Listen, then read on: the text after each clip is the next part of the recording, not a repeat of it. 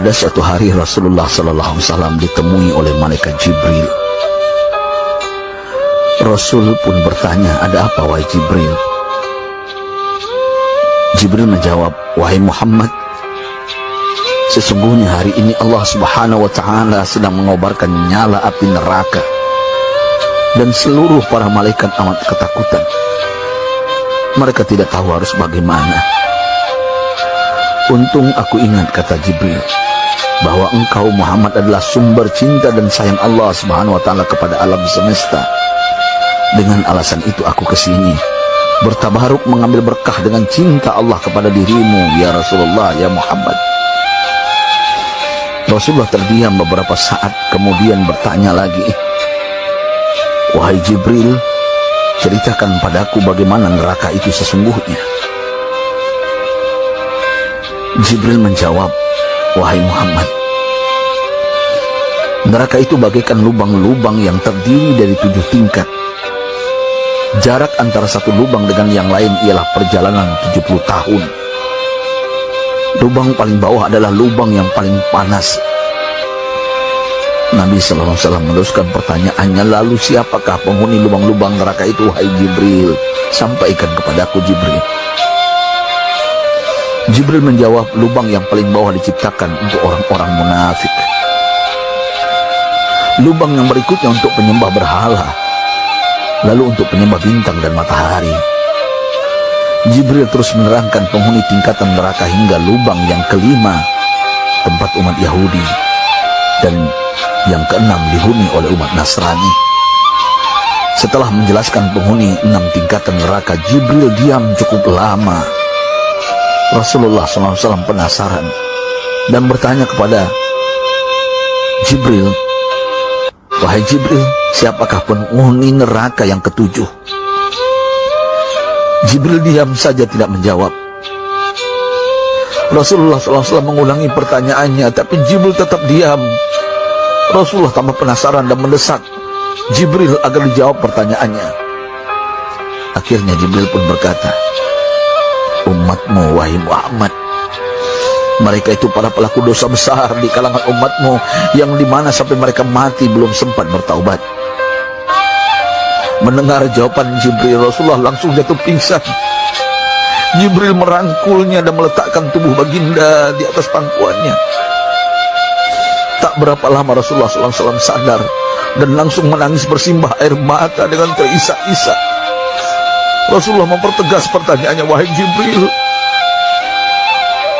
apakah benar ada di antara umatku yang masuk neraka?" Jibril menjawab, "Benar, wahai Muhammad, pelaku dosa besar di antara umatmu yang belum bertaubat." Setelah itu Rasulullah menghadap kiblat dan sujud kepada Allah dalam isak tangisnya. Sesekali dengan suara pelan beliau membisikkan kata-kata, "Ummati ya Rabb, ummati, ummati, ummati."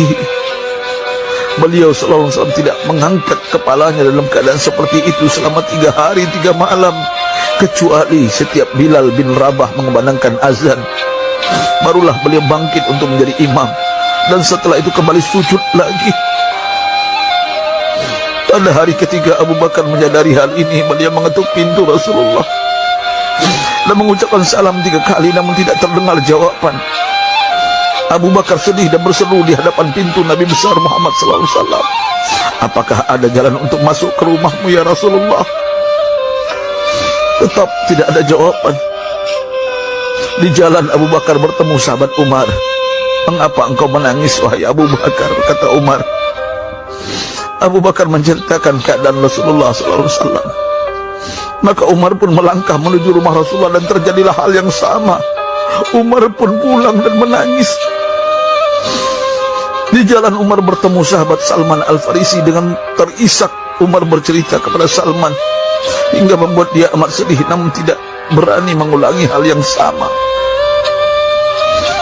Salman melangkah menuju rumah Fatimah radhiyallahu anha dan menceritakan hal itu. Setengah berlari Fatimah menuju rumah ayah tercinta dan mengetuk pintu sambil mengucapkan salam. Mendengar suara lembut putri tercinta, sejuklah dada Rasulullah. Beliau bangkit dari sujud dan membuka pintu. Alangkah terkejutnya Fatimah melihat Rasulullah, ayah tercinta, amat kurus dan pucat. Fatimah memeluknya lalu menangis. Wahai ayah, apa yang terjadi? Mengapa engkau amat sedih seperti ini? Rasulullah kembali menangis dan berkata dengan suara lirih, wahai Fatimah, belahan jiwaku, bagaimana mungkin aku tidak sedih sedangkan Jibril mengatakan akan ada kelak umatku yang akan masuk neraka.